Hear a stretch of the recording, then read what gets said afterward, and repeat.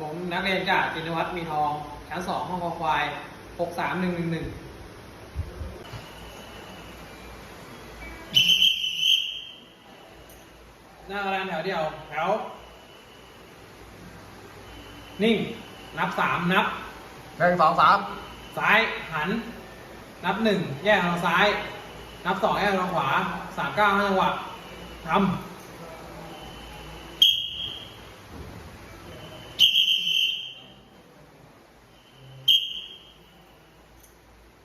จัดเครื่องแต่งกายดูคอตรงหน้า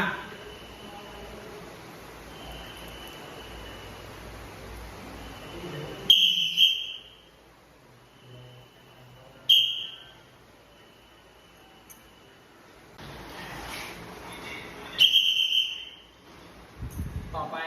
เป็นการฝึกกายบริหารแบบราชนาวีตอนที่1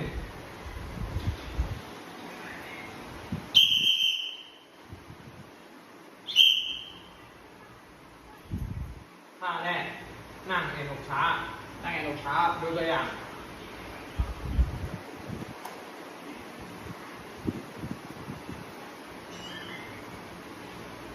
ต่อไปในการปฏิบัติ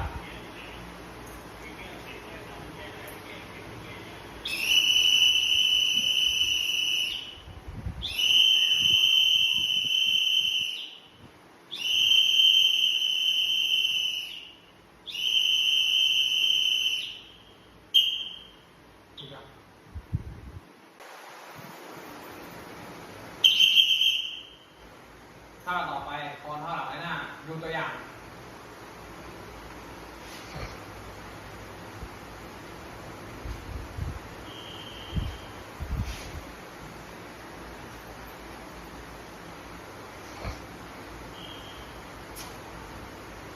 ต่อไปในการปฏิบัติ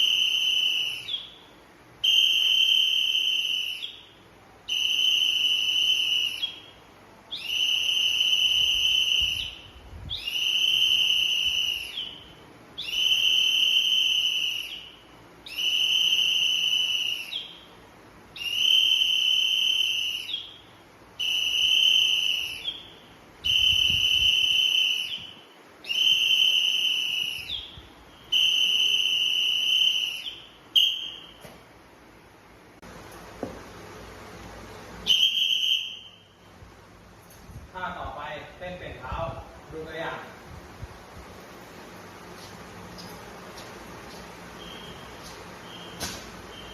ต่อไปในการปฏิบัติ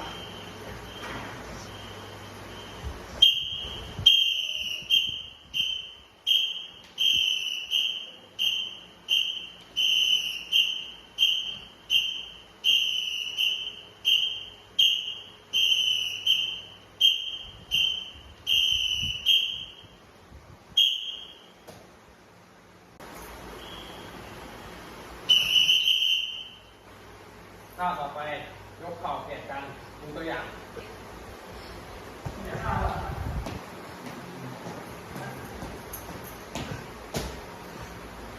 ต่อไปในการปฏิบัติ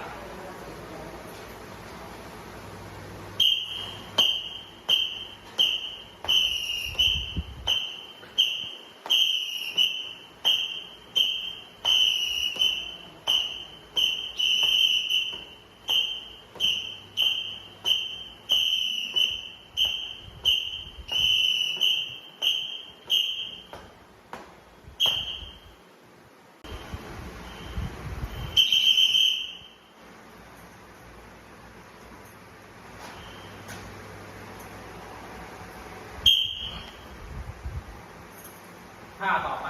หมุนตัวดูตัวอย่าง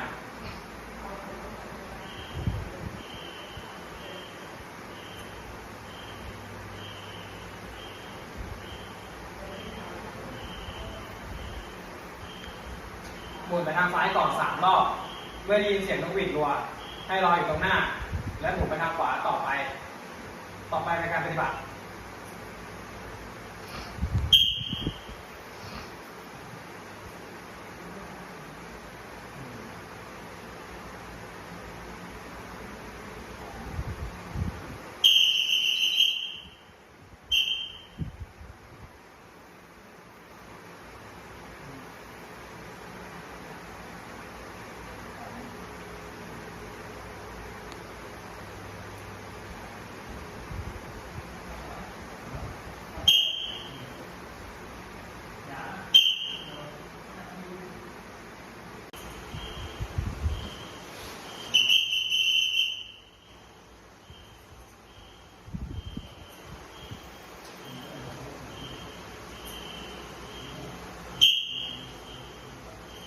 ท่าต่อไปฟาดแขนเดียว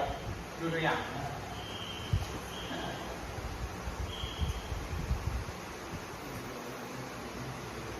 ต่อไปเป็นการปฏิบัติ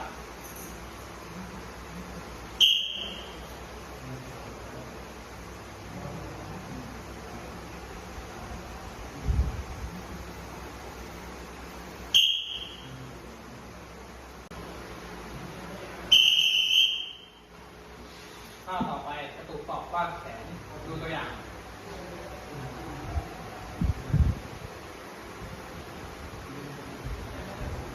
ต่อไปในการปฏิบัติ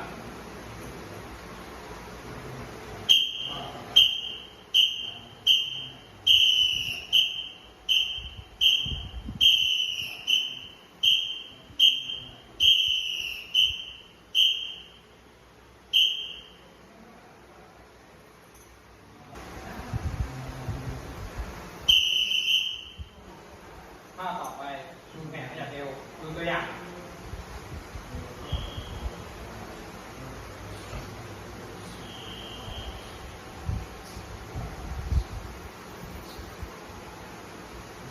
ต่อไปเป็นการปฏิบัติ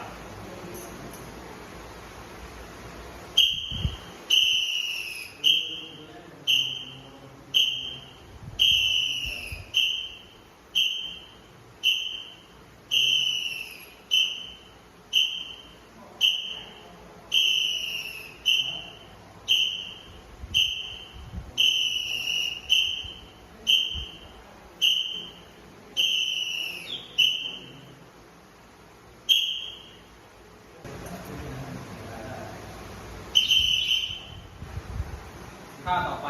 ก้มตัวตบมือดูตัวอย่าง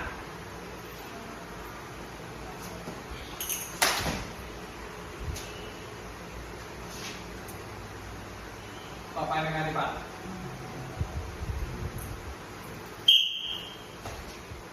เป่า1 ครั้งตบ1 ครั้ง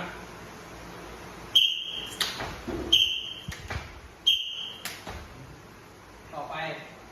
โยกขาทั้ง 2 ข้างไว้ระหว่างช่องแขนแล้วยืนขึ้น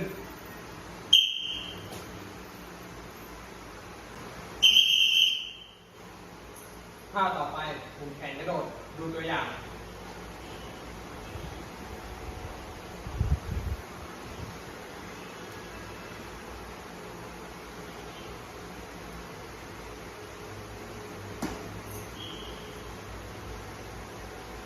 ต่อไปเป็นการปฏิบัติ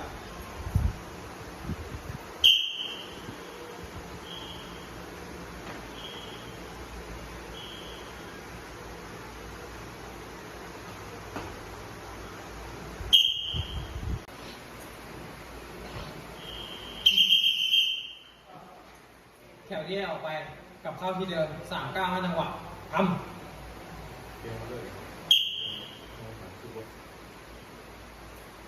นิ่งทั้งหมดขวาหันนิ่ง